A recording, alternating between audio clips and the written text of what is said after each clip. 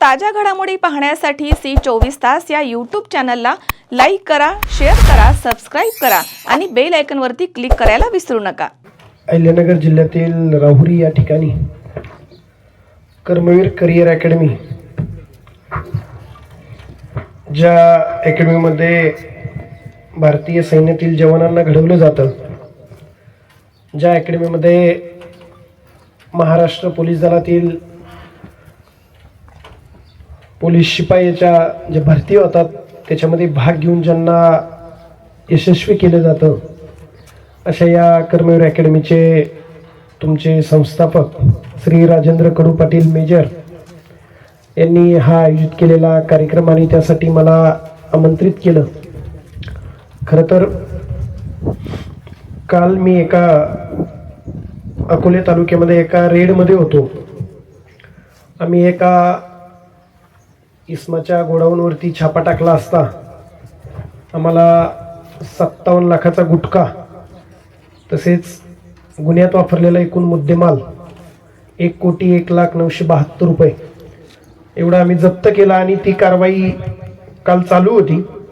त्यातच मला तुमच्या मेजर साहेबांचा फोन आला आणि मला म्हटले की अशी अशी अकॅडमी आहे आणि तुम्हाला इकडे यायचंय। मी या अकॅडमीबद्दल ऐकून होतो, कारण माझ्या गावातील काही मुलं इथं तयारीसाठी आलेले होते। आत्ता आहेत की नाही माहिती नाही, परंतु काही दिवसापूर्वी इथं बरेचसे मुलं आलेले होते आणि एक ऐकून होतो राहुरीमध्ये एक अशी अशी अकॅडमी आहे आणि इथं प्रशिक्षण दिलं जातं। मग माझ्या डोक्यामध्ये मला असं वाटलं की ती रेड संपून मी रात्री मुक्कामी अहिल्यानगरला आल्यानंतर सकाळी 10ची वेळ मी त्यांना दिली। म्हटलं मी येईल, कारण मी सकाळच्या वेळेमध्ये थोडासा 2-3 तास फ्री असतो। त्याच्यानंतर मग माझी रेड बऱ्याच वेळा बहुतांश रेड ह्या दुपारनंतर होतात, अंधार पडायला लागल्यावर। आणि मग मी म्हटलं की त्यामुळे मी त्यांना वेळ लवकरचा दिला, म्हटलं आपलं सकाळी सकाळी जाऊन येऊ। परंतु ती रेड लांबली आणि रात्री आम्हाला 2-3 वाजले आणि मग मुक्कामी तिकडेच थांबावं लागलं। आणि आपल्याला माहिती आहे की राजूर हे गाव आपलं म्हणजे टोक आहे आपल्या जिल्ह्याचं, डायरेक्ट तिकडून नाशिक ठाणेचीच बाउंड्री आहे। मग त्यामुळं आम्हाला सकाळी परत आवरून आणि बाकीचे काही गोष्टी पोलीस स्टेशनच्या करून यायला उशीर झाला। त्यामुळं 10ची वेळ डायरेक्ट 2 वाजता आपला कार्यक्रम सुरू झाला। त्यामुळं सर्वप्रथम तुमच्या सगळ्यांचं दिलगिरी व्यक्त करतो की पुढे पहा, मागे काय पाहताय? सवयच आहे, एकाने पाहिलं की सगळ्यांनी पाहायचं आहे ना, घ्या बघून घ्या एकदा सगळेच। तर त्यामुळे दिलगिरी व्यक्त करतो की मला यायला उशीर झाला आणि तुम्हाला वेट करावा लागला, परंतु तुम्ही सगळे रहिवाशीच इथले असल्यामुळं तुमच्यासाठी ती वेट करणं काही जास्त अवघड गोष्ट नव्हती। आणि याच्यामधून आताच म्हटले की उन्हात बसलेले जे जवान असतात ते कधीही निवाऱ्याला नसतात। मेजर तुम्ही होते कधी निवाऱ्याला? 18 वर्ष नोकरी केली, कधी निवारा होता? पावसात ड्युटी केली, उन्हात ड्युटी केली, मग आता पोलीस खात्यात पण तीच वेळ आहे। आपल्या नगरमध्ये मागील 5-6 दिवसापूर्वी मोहरम झाला। आपले 36 तास आपले पोलीस अहिल्यानगरचे बंदोबस्ताला उपस्थित होते, 36 तास, अधिकाऱ्यांपासून ते सर्व कर्मचाऱ्यांपर्यंत। त्याच्यामुळं पोलीस खातं सुद्धा सध्या सोपं राहिलेलं नाही। आता सगळेजण इथं शिकत आहात, मी जास्त भाषणबाजी करणार नाही, तुमच्याशी मी चर्चा करण्यासाठी आलो। भाषण व्याख्यान तुम्ही ऐकलेलं आहे ऑलरेडी, मला तुमच्याशी चर्चा करायची। ते पण जर मीडियावाल्यांनी ॲज इट इज नाही छापलं तर मी बिंदास बोलेल, बोलू बिंदास। त्यांना सांगा मग तुम्ही तसं।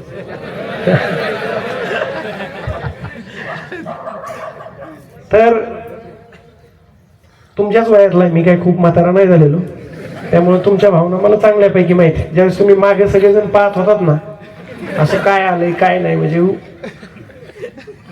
मी पण अकॅडमीत शिकलोय,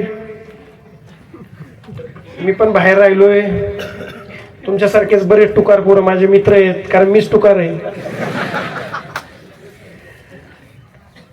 सांगायचा भाग हा की आपण सगळी गावखेड्यातली पोरं आहेत, ग्रामीण भागातले पोरं आहेत। तुम्ही जे माझ्या समोर बसलेले आहेत मला कल्पना आहे, आता कितीही तुम्हाला ऊन लागलं तरी मी 3-4 तास सोडणार नाहीये। त्यामुळं चालेल, मुलींचा आवाज येत नाहीये। मुलींचा आवाज मोठा आहे, मुलांचा मोठा आहे, दोघांचाही मोठा आहे. हा जोश पाहिजे. नाही तर काय अकॅडमी किंवा काही शाळा कॉलेजमध्ये गेलं ना, मीच माझा बोलत राहतो, पुढचे फक्त मान हलवत राहतात, घड्याळाकडे पाहत राहतात, कधी संपतंय कधी संपतंय, असेही काही आहे. पण ते आपल्यासारखे गावखेड्यातले नाही, ते शहरातले असतात, त्यांना इंग्लिश स्पीच लागतात. मग मी पण 4-5 मोडके तोडके इंग्लिश शब्द बोलतो, बाकीचे सगळे गावरान हाणतो. तर सगळ्यात महत्वाचं, गावखेड्यातून येत असताना तुम्ही माझ्या समोर जे बसलेले, मला कल्पना आहे की सगळे गरिबाची पोरं आहे, सगळे शेतकऱ्याची पोरं आहेत, सगळे लोकांच्या बांधावर जाऊन मोलमजुरी करणाऱ्याचे पोरं आहेत, सगळे हातावरचं पोट असणाऱ्याच्या आईबापाची पोरं आहेत. आणि हे पोरं, मला कल्पना आहे, मी ज्यावेळेस गावात शाळेत असेल किंवा मी गावातून ज्यावेळेस मी स्पर्धा परीक्षा करण्यासाठी ज्यावेळेस नगरला आलो, त्यावेळेस मी बालिकाश्रम रोडला ज्यावेळेस नगरला राहिलो, 7-8 महिने पोलीस भरतीच्या मुलात राहिलेलो आहे. त्यांचे कष्ट, त्यांची धडपड, त्यांची घरची परिस्थिती, त्यातून ते काढत असलेला मार्ग, आणि सगळी परिस्थिती आपल्या विरोधात असताना कुठंतरी, म्हणजे आपण म्हणतो ना, दुष्काळात पाण्याचा झरा शोधणं, अशी परिस्थिती असते. आणि ती परिस्थिती नेमकं आपल्या वाटेला आलेली असते. जे मुलं कॉमर्स करतात, जे मुलं CA होतात, जे मुलं सेक्रेटरी होतात, जे मुलं डॉक्टर, इंजिनिअरिंग, जे मुलं चांगलं शिक्षण घेतात, सुदैवानं त्यांची परिस्थिती एकदम चांगली असते. आणि नेमकं जे कष्टाच्या परीक्षा आहेत, ज्या नेमकं ज्याच्यामध्ये अनिश्चितता आहे, नेमकं नोकरी लागल्यानंतर सुद्धा कष्ट आहे, अशाच परीक्षा आपल्यासारख्या गरिबाच्या वाट्याला येतात. नोकरी लागण्यासाठीही कष्ट, नोकरी लागल्यावरही कष्ट. परंतु अभिमान याचा वाटतो की तरी पण माझ्या गाव खेड्यातले पोरं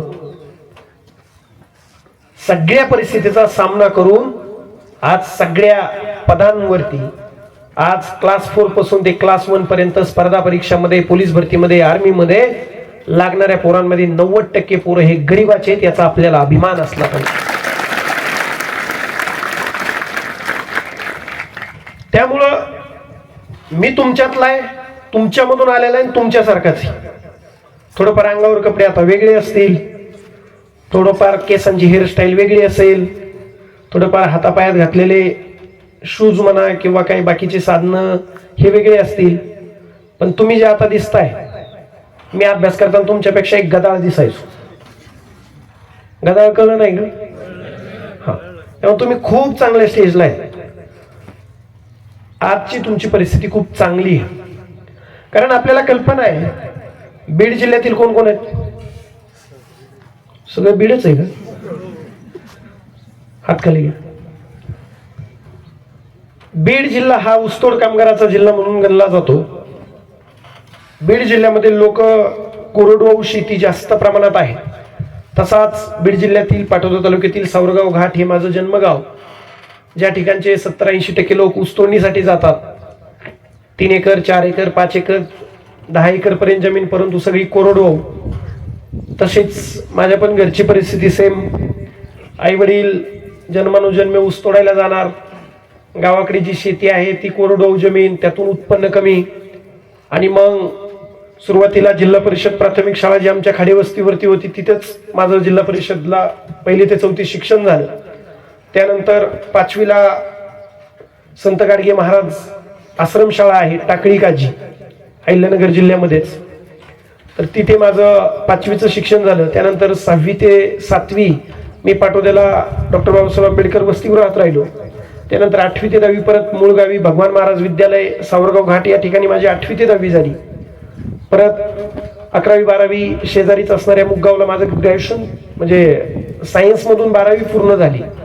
त्यानंतर मग मी बलबीम महाविद्यालयामधून डिग्री पूर्ण केली आणि डिग्री BA केली. हे सगळं थोडक्यात सांगायचं म्हणजे तुम्हाला माहिती आहे बऱ्यापैकी, पण तरी का सांगितलं की बऱ्याच वेळा आपल्या डोक्यामध्ये, किंवा आता तुम्ही सगळे ग्रामीण भागातलेच आहेत म्हणून ठीक आहे, पण शहरातल्या मुलांच्या डोक्यामध्ये किंवा आपल्याही डोक्यामध्ये न्यूनगंड असतो.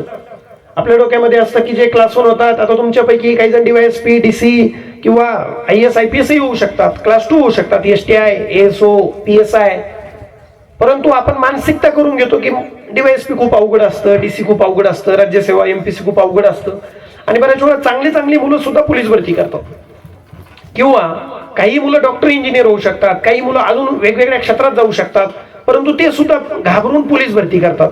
मी पोलीस भरतीला तुच्छ लेखत नाही, मी पोलीस भरती खूपच कमी दर्जाचं पद आहे असंही म्हणत नाही, परंतु बऱ्याच वेळा पात्रता असताना सुद्धा मुलं चांगल्या पदावर ट्राय करताना दिसत नाही. त्यामुळे मला तुम्हाला हे सांगायचं होतं यातून की माझं प्राथमिक शिक्षण झेडपीला, काही शिक्षण आश्रमशाळा वसतिगृहातून, काही शिक्षण मराठी शाळेतून आणि ग्रॅज्युएशन BA मधून झालं. त्यामुळे मी नेहमी सांगतो की तुमच्या समोर जो उभा आहे तो ना कोणा मोठ्याचा पोरगा आहे, ना पैशावाल्याचा पोरगा आहे, ना श्रीमंताचा पोरगा आहे, ना खूप चांगल्या शाळा कॉलेजमध्ये शिकलेला आहे, ना खूप इंग्लिश फाडफाड बोलणार आहे, ना खूप स्कॉलर मुलगा आहे, ना काही राज्य लेवलच्या काही स्कॉलरशिप एक्झाम मध्ये पहिला आलाय असा मुलगा नाही. तर तुमच्या समोर जो उभा आहे तो एक सर्वसामान्य कुटुंबातला ऊसतोड कामगाराचा आणि सर्वसामान्य मराठी शाळेत शिकलेला पोरगा आहे आणि तो जर DYSP होऊ शकतो तर तुम्ही सुद्धा चांगल्या पदावर जाऊ शकता, चांगल्या क्षेत्रात आपलं नाव कमवू शकता. त्यामुळे मी तळमळीने ज्यावेळेस गावखेड्यातल्या पोरांशी बोलतो, ज्यावेळेस मी तळमळीने या मुलांना पाहतो, तेव्हा मला आवर्जून वाटतं, मनातून वाटतं की आपल्या गावखेड्यातल्या पोरांनी सुद्धा चांगल्या पदावर आलं पाहिजे, चांगल्या पदावर जाऊन आपलं नाव कमावलं पाहिजे. मी म्हणत नाही की तुम्ही सगळे स्पर्धा परीक्षेत या. काही जणांना दुसरं आता बरेच एक झालंय की बरेच लोक आमच्यासारख्यांचे भाषण ऐकून, बरेच लोक आमच्यासारख्यांचे व्हिडिओ पाहून, लाल दिव्याची गाडी पाहून, वर्दी पाहून बरेच मुलं उठलं की चालला स्पर्धा परीक्षा करायला. हे पण चुकीचं आहे. आपल्या क्षमता पाहून, आपलं कर्तृत्व पाहून, आपली ते करण्याची आपली जिद्द पाहून किंवा आपण काय करू शकतो की नाही करू शकतो, आपली आवड पाहून या क्षेत्रात आलं पाहिजे. पण बऱ्याच वेळा मेंढ्याच्या कल्पाप्रमाणे एक मेंढीने उडी मारली की सगळ्याच मेंढ्या उड्या मारतात. तर ते पण थोडंसं लक्षात ठेवलं पाहिजे.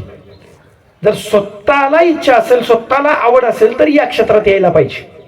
आणि जर स्वतःच्या इच्छेविरुद्ध घरच्यांसाठी किंवा लोकांसाठी किंवा समाजासाठी जर तुम्ही या क्षेत्रात आलात तर मग पुढे जाऊन अडचण निर्माण होते. त्यामुळे आता तुम्ही तर माझ्या समोर जे बसलेले आहात ते तर आलेलेच आहात. आता तुमचं टार्गेट पोलीस भरती आहे, आता तुमचं टार्गेट आर्मी आहे, आता तुमचं टार्गेट सरळ सेवा एक्झाम आहे, तुमचं टार्गेट MPSCच्या परीक्षा आहे. आता सगळ्यात महत्वाचं आलाच आहात, आता ठरवलंच आहे हेच क्षेत्रामध्ये करिअर करायचं. तर आता या क्षेत्रात आल्यानंतर या क्षेत्रासाठी लागणाऱ्या ज्या काही गुणवत्ता असतील, या क्षेत्रासाठी लागणारी जी तयारी असेल ती तुम्ही केली पाहिजे. ज्या दिवशी तुम्ही बॅग उचलून आलाय ना, इथं 11वी 12वीची मुलं आहेत का 12वी पास आहेत सगळे? 12वी ते 15वी म्हणजे ग्रॅज्युएशनची मुलं आहेत. ग्रॅज्युएशन कम्प्लीट किती जणात झालंय? हात वरती करा. म्हणजे खूप कमी आहेत, हात खाली घ्या. म्हणजे 12वी नंतर आलेले बहुतांश आहेत, बरोबर ना? बरोबर का? झोपा लागल्या का तुम्हाला? शेवटपर्यंत एनर्जी ठेवायची. मी अजून 2, 2.5, 3 तास बोलेल. तर आता तुम्ही आलाच आहात, हे करिअर निवडलेलंच आहे. ज्या दिवशी तुम्ही मित्रांनो बॅग भरली ना घरून, त्या दिवसापासून तुमची आई, तुमचे वडील, शेजारा पाजाऱ्याला, नातेवाईकाला, गावकऱ्याला, पाहुण्या रावळ्यांना सगळ्यांना काय सांगतायत माहिती? की माझा पोरगा, माझा पोरगी आता अधिकारी व्हायला गेलेली आहे, आता पोलीस व्हायला गेलेली आहे, आता फौजी व्हायला गेलेली आहे, आता क्लास 1 क्लास 2 ऑफिसर व्हायला गेलेली आहे, आता येईन तर माझी पोरगी लाल दिव्याच्या गाडीतच येईल, असं तुमचे आई वडील सगळ्याला सांगतायत. मग आता तुम्ही इथं आल्यानंतर आता तुम्ही जे आई बापाला स्वप्न दाखवून आलेला आहात ते इथं पूर्ण करण्याची तुमची वेळ आहे. त्याच्यासाठी कसरत घेण्याची ही वेळ आहे. सुदैवानं तुम्हाला अशी अकॅडमी भेटली. अकॅडमीवर मी पाहतोय सगळं व्यायाम म्हणजे जे शारीरिक परीक्षा असते त्याची सगळं घेतलं जात आहे. मी आता पाहत होतो याच्यामध्ये सगळे क्लासेस घेतले जात आहेत, माफक फी घेतली जाते. आता इथं आल्यानंतर तुम्ही कष्ट घेणं अपेक्षित आहे. मला एक सांगा, तुम्ही किती मुलं आहेत?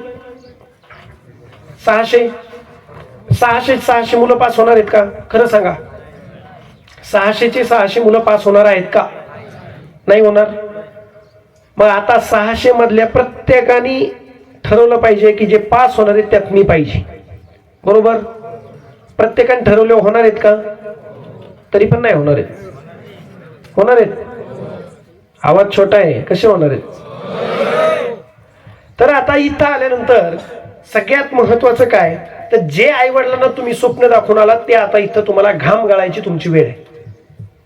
पण आता घाम गाळायच्या वेळेमध्ये काय होतंय, मोबाईलवर रील्स ढकलण्यात, एकमेकाला चॅटिंग करण्यात, फोटो काढण्यात, स्टेटस ठेवण्यात, गावाकडचे पाहुण्यारावळ्यांचे लग्न अटेंड करण्यात, मित्रांचे बर्थडे अटेंड करण्यात, कोणाची वास्तुशांती, कोणाचे काय डोहाळे जेवण,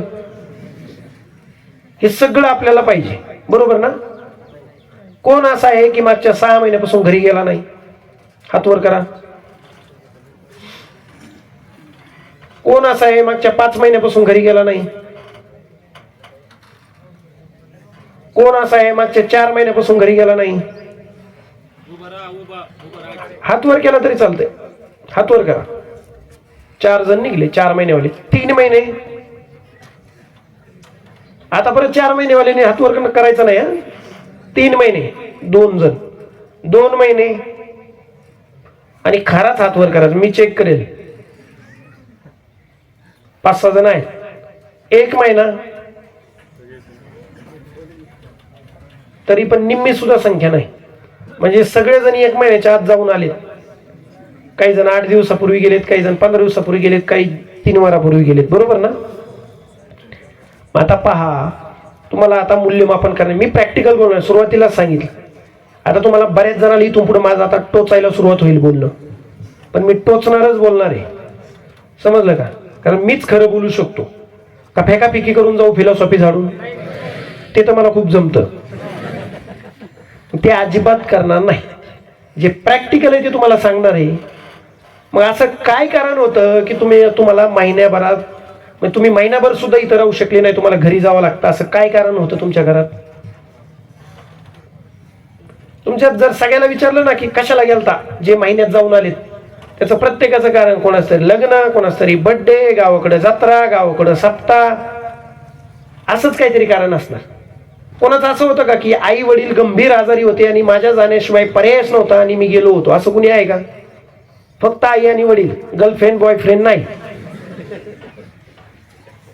स्वप्नातली परी नाही. होतं कुणी? म्हणजे पहा, वास्तव आहे, विनोद नाही हा.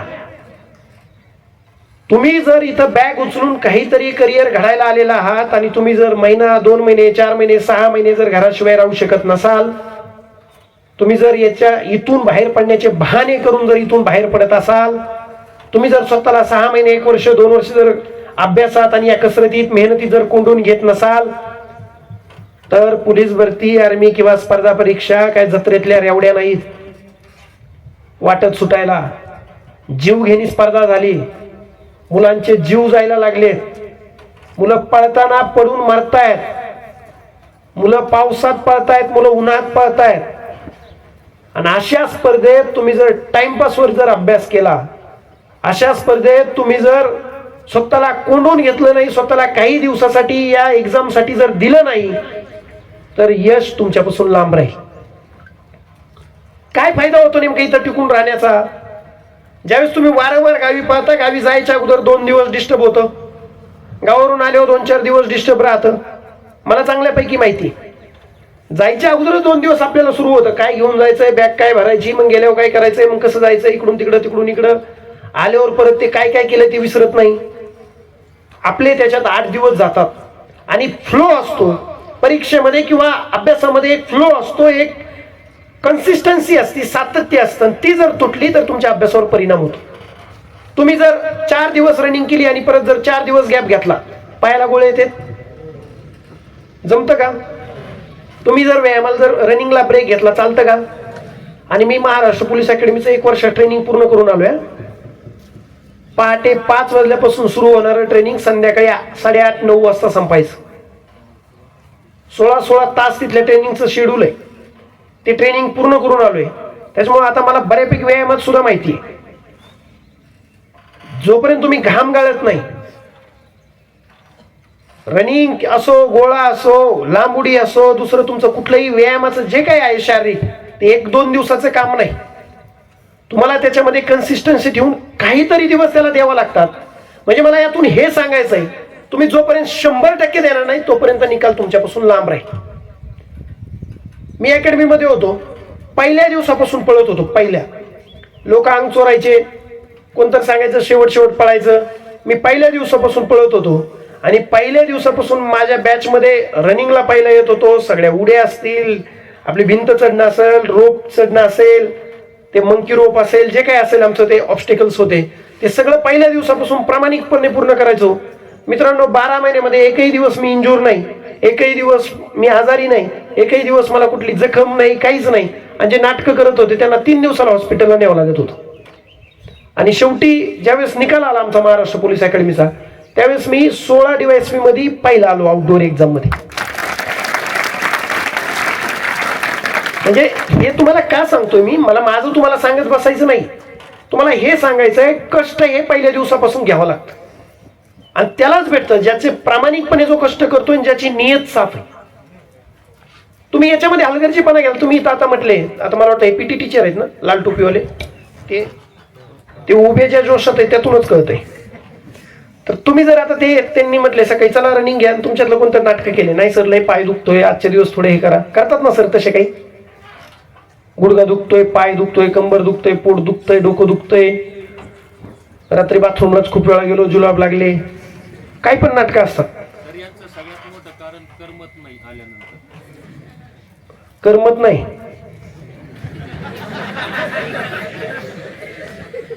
करमत नाही तुम्हाला? आता करमत नाही तर काय करावं बाबा? म्हणजे यांच्यासाठी इथं काय मनोरंजनाचे हे ठेवत का, काही कार्यक्रम ठेवत का? करमत नाही हे कारण कसं असतं? 1 महिना झाला का घरी पळत? त्याच पॉइंटला हात घातला ना मी. आता करमत नाही याच्यावरती उत्तर असं आहे, तुमच्या कोणाच्या बापाला क्लास 1 आहे? कोणाचा बाप क्लास 1 आहे? कोणाचा बाप क्लास 2 आहे? आई किंवा वडील क्लास 2 आहे? कोणाच्या वडिलाला 50,000पेक्षा जास्त महिन्याला पगार आहे अशी नोकरी आहे, बिनधास्त हात वर करा. कोणाच्या वडिला 30,000पेक्षा जास्त पगार आहे अशी नोकरी आहे फिक्स महिन्याला? एक जण. कोणाच्या वडिला 20,000पेक्षा जास्त पगार आहे अशी नोकरी आहे, नोकरी म्हणतोय. म्हणजे आपली दशा पहा. आपल्या बापाला उन्हात तानात पावसात वाऱ्यात ज्यावेळेस कष्ट करण त्यावेळेस 1,000, 2,000, 1,500, 500 रुपये रोज भेटतो. म्हणजे रोज म्हणजे ते तर सगळं मी काउंट करून म्हणतोय. आज गावाकडे दिवसभर राबल्यानंतर पुरुषाला 400 रुपये, महिलेला 300 रुपये रोज आहे. आणि तुम्ही जर त्याच आईबापाला सांगून येत असाल की मी पोलीस व्हायला चाललोय, मी आर्मी व्हायला चाललोय, आणि इथे येऊन जर तुम्ही जर म्हणत असाल की मला करमत नाही, तर तुमच्यासारखे विश्वासघातकी, तुमच्यासारखे आईबापाला फसवणारे दुसरे कोणीच नाही. आणि करमत कोणाला नाही?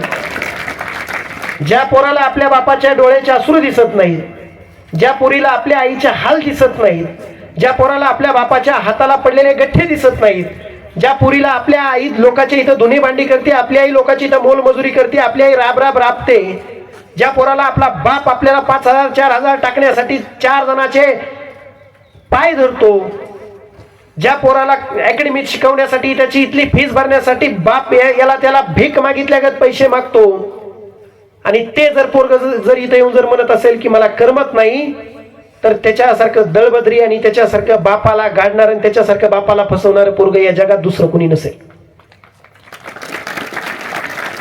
मला बऱ्याच वेळा मुलं विचारतात की सर तुमच्या अभ्यास, असेच तुमच्यासारखेच मुलं जे करमत नाही म्हणतात की सर तुम्ही अभ्यास करत असताना तुम्हाला नैराश्य येत नव्हतं का? तुम्हाला तुमच्या अभ्यासात तुम्ही सातत्य कसे ठेवा? तुम्हाला प्रेरणा कुठून भेटायची? आता बऱ्याच वेळा आमचे जे मुलं आहेत प्रेरणा कुठून घेतात? लाल दिव्याची गाडी बघून प्रेरणा घेतात, आमच्यासारख्या अधिकाऱ्यांचे भाषण ऐकून प्रेरणा घेतात, खाकी वर्दी बघून प्रेरणा घेतात, रील्स पाहून, व्हिडिओ पाहून प्रेरणा घेतात. तुम्ही जर ही सगळी प्रेरणा घेत असाल तर ही खोटी प्रेरणा आहे. मग खरी प्रेरणा कोणती? मला ज्या ज्या वेळेस आयुष्यात असं वाटायचं की आपला अभ्यास होत नाहीये किंवा आपलं कॉन्सन्ट्रेशन हलतंय किंवा आपण ज्या मार्गावर जायला पाहिजे त्या मार्गावर जात नाही, त्यावेळेस मी बॅग उचलायचो. आईबाप त्यावेळेस ऊस तोडायला गेलेले असायचे, सरळ कारखाना गाठायचो. कारखान्यात गेल्यावरती पाहायचो की कॉपी करून राहायचंय. उन्हाळ्यामध्ये गरमतंय, थंडीमध्ये गारटतंय, पावसाळ्यामध्ये पाणी आत शिरतंय. त्या कुपीमध्ये राहून पहाटे 3-4 वाजता उठायचंय.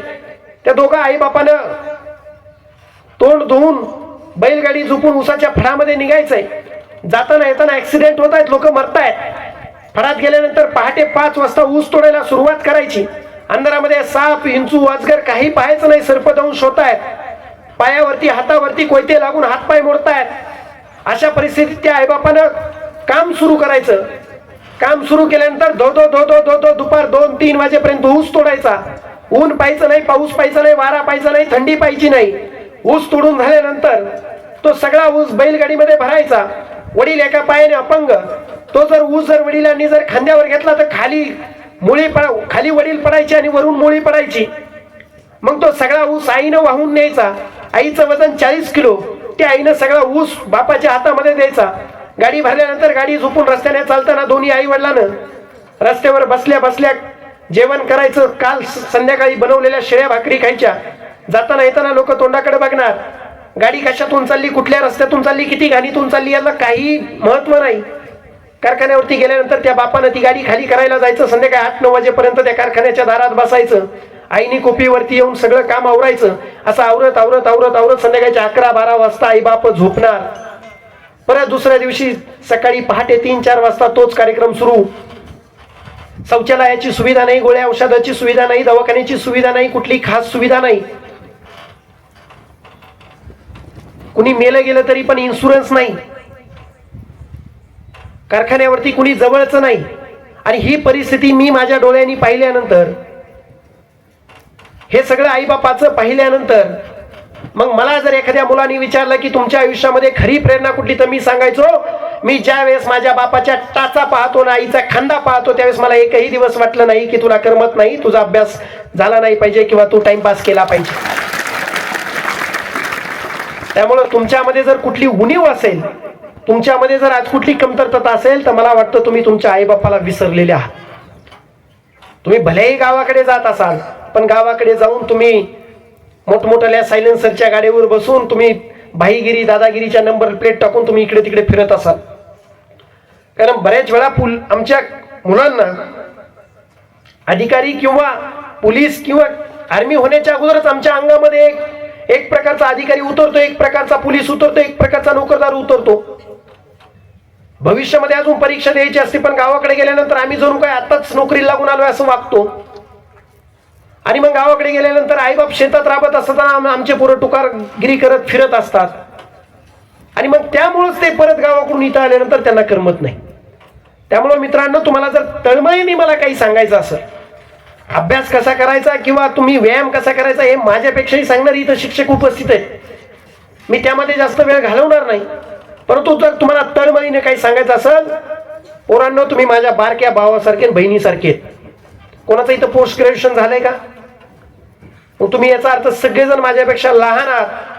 तुम्हाला हक्कानं सांगतो, तुम्ही मोठ्याचे पोरं नाहीयेत, तुम्ही पैशावाल्याचे पोरं नाहीयेत, तुम्ही 2 नंबर मधून पैसा कमवण्याचे पोरं नाहीयेत, दादागिरी भाईगिरी गुंडगिरी करणाऱ्यांचे तुम्ही पोरं नाहीयेत. तुम्ही शेतकऱ्याचे, सर्वसामान्य कुटुंबातले, ऊसतोड कामगाराचे, मोलमजुरी करणाऱ्याचे पोरं आहेत. आणि तुमच्या आयुष्यामध्ये करिअर घडेपर्यंत टाइमपासला वाव नाही. तुमच्या आयुष्यामध्ये करिअर घडवण्यापर्यंत किंवा काहीतरी आपल्या पायावर उभा राहण्यापर्यंत तुम्हाला आईबापाला फसवण्याला वाव नाही. कारण आज आई वडील तुमच्याकडे टक लावून बघतायत. आज आई वडील तुमच्यासाठी हात पसरतायत आणि तुमच्या भरतीची, तुमच्या परीक्षेची आणि तुमच्या पास होण्याची वाट पाहतायत. त्यामुळं जेवढ्या लवकर होईल तेवढ्या लवकर आपल्याला त्यांना निकाल देणं अपेक्षित असताना तुमच्याकडून इथं घामच गाळला गेला पाहिजे, मेहनतच घेतली गेली पाहिजे, कष्टच केलं गेलं पाहिजे. इथं आल्यानंतर तुम्ही दुसऱ्या कुठल्याच गोष्टीला भाव नाही दिला पाहिजे. आज आपल्या हातामध्ये मोबाईल आहेत 50-50, 60-60 हजाराची. इंस्टाग्राम, फेसबुक, व्हॉट्सअप, स्नॅपचॅट कशाला लागतंय? चांगली चांगली पुस्तकं आहेत, चांगले चांगले शिक्षक आहेत. बघायचंच असेल तर युट्यूबवर चांगली चांगली लेक्चर आहेत. गुगलवर चांगली माहितीचा साठा आहे, तुम्ही त्याचा वापर करा. पण तुम्ही इंस्टाग्राम, फेसबुक, स्नॅपचॅट जर वापरत बसले, त्याच्यावर रील ढकलत बसले, त्याच्यावर पोस्ट टाकत बसले, फोटो पोस्ट करत बसले, तर तुमचा महत्वाचा वेळ त्याच्यामध्ये वाया जातोय. इथं आल्यानंतर फक्त आणि फक्त अभ्यास आणि व्यायाम आणि शारीरिक कसरत आणि जे परीक्षेला तुम्ही जी एक्झाम देताय त्या परीक्षेला जे अपेक्षित आहे तेच केलं पाहिजे. इथल्या शिक्षकांचा आदर करत शिक्षकांनी शिकवलेल्या प्रत्येक गोष्टीवर परत परत रिव्हिजन केली पाहिजे. आपल्या परीक्षेचा सिलेबस, आपल्या परीक्षेच्या इथून मागच्या प्रश्नपत्रिकाचं एकदम चोखून आणि सखोल त्याचा अभ्यास केला पाहिजे, ते चालून काढलं पाहिजे. ते न करता तुम्ही जर टाइमपास करत असाल, बऱ्याच अकॅडमीमध्ये हे पण मी पाहतो की बरेच मुलं किंवा बरीच मुली मुलं मुलीकडे पाहण्यात आणि मुली मुलांकडे पाहण्यातच जास्त वेळ घालवतात. मी तुम्हाला आत्ताच सांगितलं की तुमचं करिअर घडल्यानंतर, तुम्ही स्वतःच्या पायावर उभं राहिल्यानंतर तुम्हाला जे हवं ते तुम्ही करू शकता, तेव्हा तुम्हाला कोणीही नाकारणार नाही, कोणीही तुम्हाला आडवं येणार नाही. परंतु तुम्ही करिअर घडवण्याच्या, काहीतरी शिकण्याच्या याच वयामध्ये जर आपला टाइमपास केला, लाथ मारीन तिथं पाणी काढेन या वयामध्ये तुम्ही जर तिसऱ्याच ठिकाणी लाथा मारत बसले, तर तीच लाथ मोडून तुमच्या गळ्यात पडल्याशिवाय राहणार नाही. त्यामुळे हे जे 2-3 वर्ष आहेत हे तुमच्या आयुष्यातले खूप महत्वाचे आहेत. त्यामुळे इथं मी तुम्हाला बोलत असताना आज जर प्रत्येकाने ठरवलं की अकॅडमीमध्ये जर आलोच आहोत, पण करा प्रत्येकाने. फक्त आई वडील, रक्ताची नाती आणि जिथं आवश्यक आहे त्यांचं काही जर मेडिकल रिझन असेल, काही महत्वाचं असेल, घरातल्या रक्ताच्या नात्यातला काही कार्यक्रम असेल, तरच तुम्ही गावी गेलं पाहिजे. विनाकारण गावातल्या काहीतरी कार्यक्रमासाठी, जत्रेसाठी, सप्त्यासाठी किंवा इतर वेगळ्या मित्रांच्या बर्थडेसाठी, लग्नासाठी, याच्यासाठी तुम्ही जाऊन तुमचा आताचा मौल्यवान वेळ त्याच्यात खर्च करून हा वेळ तुमचा परत येणार नाही. त्यामुळे प्रत्येकाने ठरवा. ज्यावेळेस आता मी परत येईल तेव्हा सरांनी मला म्हटले पाहिजे की तुम्ही येऊन गेले आणि फरक पडला, की आमचे गेले 1.5 वर्ष झाले एकही मुलगा घरी गेला नाही.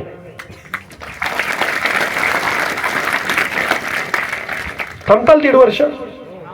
असं कोण मला सांगतंय की सर मी आज शपथ घेऊन सांगतो माझ्या होणाऱ्या बायकोची, होणाऱ्या नवऱ्याची, की पुढच्या 1 वर्षात फक्त आई वडील आणि रक्ताची नात्याचं जर काही इमर्जन्सी असेल तरच मी गावी जाईल, नाही तर मी अकॅडमीतून बाहेर पडणार नाही, असं कोण मला वचन देत आहे आज? हात वर करा, हात वर करा. म्हणजे वचन द्यायला सुद्धा आमचे पोरं 7-8नीच हात वरती गेलेत.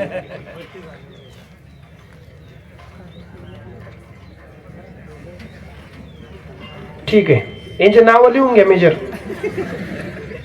आणि मला नावं द्या. आणि हे जर खरंच 1 वर्ष थांबले तर आपण शासनाकडे शिफारस करू यांची पोलीस भरती त्यांना घ्या म्हणून. मित्रांनो, हा भाग चेष्टेचा नाही. तुम्ही जर या क्षेत्रात आलात नाही, एक क्षेत्र आता सोपं राहिलेलं नाही, याच्यामध्ये स्पर्धा जीवघेणी आहे. त्यामुळं इथला प्रत्येक वेळ, प्रत्येक क्षण, प्रत्येक मिनिट, प्रत्येक सेकंद चांगल्या कामी लावा. आणि जर तुम्ही इथं कसरत घेतली, तुम्हाला त्या कष्टाचं फळ भेटणार आहे, तुमचा निकाल येणार आहे. निकाल आल्यानंतर तुमच्या आईवडिलांना जे समाधान भेटतं, आईवडिलांचं जे कष्ट माफ होतं, तुम्हाला त्यातून जो आनंद होतो, त्यानंतर तुम्हाला ज्या काही गोष्टी भेटतात, घडतात, ते खरं आनंददायक असतं आणि ते खरं सुखकारक असतं. हे आता जे क्षणिक सुख आहे ना तुमच्याकडे, थोडा वेळ झोपणं, थोडा वेळ मोबाईल पाहणं, गावाकडे जाणं, हे क्षणिक सुख आहे. आता मला जर वाटलं, म्हणजे करिअर घडेपर्यंत मी माझ्या आयुष्यामध्ये जे 3-4 वर्ष मी जे MPSC करत होतो, मी जे केलं तेच तुम्हाला सांगतो. मी मुद्दाम माझ्या काही गोष्टी गाळ्यात सांगायच्या का, ते तुम्हाला माहिती आहे, तुम्ही युट्यूबला किंवा इकडे तिकडे पाहिलेलं आहे. मी 3-4 वर्ष मी स्वतः माझा मोबाईल बंद करून ठेवला होता. सकाळी लायब्ररी जाताना मोबाईल रूमवरती ठेवायचो, संध्याकाळी आल्यानंतर परत जे काही 10 मिनिटं 15 मिनिटं असेल ते मोबाईल पाहायचो. अभ्यासाच्या काळात परीक्षा 3-4 महिन्यावर असताना कधीही व्हॉट्सअप उघडलं नाही. फेसबुक तर कायम 3 वर्ष बंद होतं. इंस्टाग्राम मला पोस्ट भेटल्यावर माहित झालं इंस्टाग्राम असतं. माझ्याकडे एक छोटा मोबाईल होता, तो दिवसात 10 बरे हँग व्हायचा. मला एक फोन लावायला त्याला 5-6 बरे असं थापडावं लागायचं. पण ज्या भौतिक गोष्टी आहेत, मोबाईल, कपडे, घड्याळ, बुट, चपला, हे परत भेटतं, याच्या मागे आत्ता लागू नका. 3 वर्ष एकदम कुंडून घेऊन स्वतः अभ्यास केला, सगळ्या गोष्टीपासून दूर राहिलो. मी कित्येक वेळा 6 महिने 1 वर्ष तर मी कित्येक वेळा घरी जात नसायचो. म्हणजे माझं किमान टार्गेट 6 महिने असायचं. आणि तुम्ही खुशाल महिन्यात 4 वेळेस जर जात असाल त्याच्यात इंटरेस्ट नाही. पण ते 3 वर्ष कष्ट घेतलं तर आज एकदा पोस्ट भेटल्यानंतर, एकदा निकाल आल्यानंतर पाहिजे ती गोष्ट माझ्या समोर आहे. पाहिजे तो मोबाईल घेऊ शकतो, पाहिजे ते कपडे घालू शकतो, पाहिजे ते शूज वापरू शकतो, पाहिजे त्या मित्रांसोबत टाइमपास करू शकतो, पाहिजे तेव्हा घरी जाऊ शकतो, पाहिजे ते आई वडिलांना देऊ शकतो. सगळ्यात महत्वाचं म्हणजे आयुष्यामध्ये तुम्ही ठरवा, आता तुम्हाला क्षणिक सुख पाहिजे की परत आयुष्यभरासाठी सुख पाहिजे. जो आता सुख घेईल, जो आता आरामात राहील, तो पुढं दुःखात राहणार. आणि जो आता थोडा दुःखी राहील किंवा आता जो अभ्यासात कष्ट घेईल, तो पुढे सुखी राहणार. त्यामुळे एकदा पोस्ट भेटल्यानंतर तुमच्या आयुष्यात सगळं काही येऊन जातं. त्यामुळे त्याच्यासाठी लढा. आणि तुमच्यामध्ये एक एनर्जी असली पाहिजे, तुमच्यामध्ये एक ध्येय असलं पाहिजे, एक मोटिवेशन असलं पाहिजे. माझ्या आयुष्यात काय मोटिवेशन होतं, मी बऱ्याच वेळा सांगतो, मला ना क्लास 1 होण्यासाठी, ना लाल दिव्याच्या गाडीसाठी, ना खाकी वर्दीसाठी, ना चांगल्या पगारासाठी, ना गाडी माडी घोडी ऐशारामासाठी कधीच अधिकारी व्हायचं नव्हतं. मला माझ्या आयुष्यात फक्त आणि फक्त माझ्या आई बाप्पाच्या हातातला कोयता बंद करण्यासाठी अधिकारी व्हायचं होतं. आणि फक्त म्हणून मी अधिकारी झालो. मी जर तुमच्यासारखे स्वप्न पाहिले असते, लाल दिव्याच्या गाडीत फिरायचंय, वर्दी घालायची, बऱ्याच जण स्वप्न असतात बावकीची जिरवायची, असे माझे काही स्वप्न नव्हते. सिंपल आणि साधं स्वप्न होतं. आपले आईबाप राबतायत, आपले आईबाप ऊस तोडतायत, जनावरांसारखं जगतायत, त्यांना माणसासारखं जगणं द्यायचं, त्यांच्या आयुष्यामध्ये समाधान आणायचं आणि याच्यासाठी आपल्याला अधिकारी व्हायचं. आणि ज्या पोराच्या आयुष्यात आईबापाच्या कामाला, आईबापाच्या कष्टाला महत्व असेल, ज्या पोराच्या डोळ्यात आणि डोक्यात आई वडील असतील, तो पोरगा, ती पोरगी कधीही आपला मार्ग चुकणार नाही, आपलं पाऊल चुकीचं टाकणार नाही. त्यामुळे सगळ्यात मोठं मोटिवेशन ते. माझे भाषण ऐकू नका, नाहीतर अजून कोणाचे पण ऐकू नका. लाल दिव्याची गाडी पण पाहू नका. अभ्यास करताना असं वाटलं ना आता अभ्यास होत नाही, फक्त एकदा आठवा, माझा बाप या वेळेला काय करत असेल. तुमच्यापैकी आता कोणी पण सांगा बरं, आता या क्षणाला तुमच्या आई किंवा वडील पलंगावर झोपलेले असतील का? सांगा कुणीतरी, हात वर करा म्हणून. झोपलेले असतील. किती वाजलेत आता? 3 वाजलेत. झोपलेले असतील का पलंगावर? काय करत असतील? काय करत असतील? मोठ्या मुलं ना काम करत असतील की नाही? रानात कुणी गवत कापत असेल, कुणी खुरपत असेल, कुणी जवळून नेत नसेल, काहीतरी काम करत असतील ना. मग ते तिकडे काम करतात, तुम्ही इकडे झोपणार, तुम्ही इकडे करमत नाही म्हणणार. त्यामुळं सगळ्यात मोठं मोटिवेशन काय असेल तर तुम्ही तुमच्या आई वडिलांचं कष्ट आठवा, त्याच्यानुसार मार्गक्रमण करा. एवढंच तुम्हाला सांगेल. बाकी अभ्यासाविषयी आणि तुम्ही जे काही इथं शारीरिक कसरत घेता त्याच्याविषयी तुम्हाला शिक्षक आहेत सांगायला. फक्त एक सांगेल, कुठलीही जर चूक झाली, एखाद्या परीक्षेमध्ये अपयश आलं, तर त्या अपयशामधून शिका. ज्या चुका झाल्या त्या चुका सुधारवा आणि त्या चुका सुधारून सामोरे जा. सामोरे जाऊन त्याच्यामध्ये सुधारणा करून पुढच्या परीक्षेत कसं यश मिळवायचं ते पहा. ना की त्याच्यामध्ये खचून जाऊन, ना की डिप्रेशन घेऊन काहीतरी आत्महत्याचा मार्ग किंवा काहीतरी. आता बऱ्याच मुलांना ते काय, परीक्षा नापास झाली की कोणतरी आत्महत्या करतंय किंवा काही मुलं डिप्रेशन मध्ये जातात आणि मग ते त्यांना बाबाकडे घेऊन जा, भाऊकडे घेऊन जा किंवा त्यांना ते डॉक्टरकडे घेऊन जा, असे पण प्रकार व्हायला लागले. तर गाव खेड्यातले पोर असे रणगट पाहिजेत, दणगट पाहिजे. एक्झाम एखादी फेल झाली, एखाद्या एक्झाम मध्ये अपयश आलं, आपलं काय चुकलं ते पहा आणि सुधारणा करा आणि पुढे जा. त्यामुळे तुम्हाला जास्तीचं काही न सांगता तुम्ही तुमच्या आयुष्यामध्ये इथं आज अकॅडमीमध्ये आहात, तर अकॅडमीचं सगळ्या गोष्टी फॉलो करत कष्ट घ्या. यश तुमच्या हातात असेल. एवढ्याच शुभेच्छा देतो तुम्हाला सगळ्यांना. तुम्ही तुमच्या आयुष्यामध्ये जे काही ठरवलं असेल, कोणाला पोलीस व्हायचं असेल, कोणाला अधिकारी व्हायचं असेल, कोणाला आर्मीमध्ये जायचं असेल, कोणाला अजून काही व्हायचं असेल, तुम्ही तुमचं ते पद मिळो, तुम्ही त्या पदाला गवसणी घालून यश मिळावं, एवढ्या ईश्वरचरणी प्रार्थना करतो. खऱ्या अर्थानं या अकॅडमीत आल्यानंतरच एक वेगळाच उत्साह दिसला.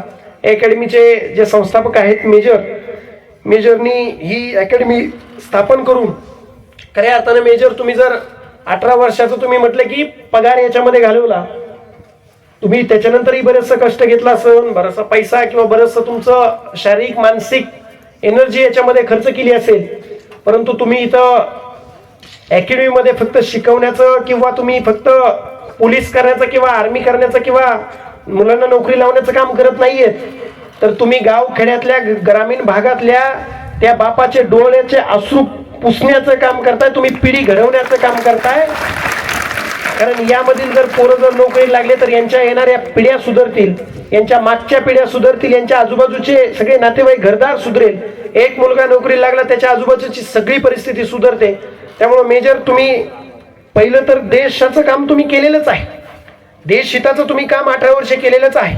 पण तुम्ही आज जे काम करताय हे सुद्धा एक प्रकारे देश हिताचंच काम आहे आणि ते ग्रामीण भागातल्या मुलांसाठी करताय, हे कौतुकास्पद आहे.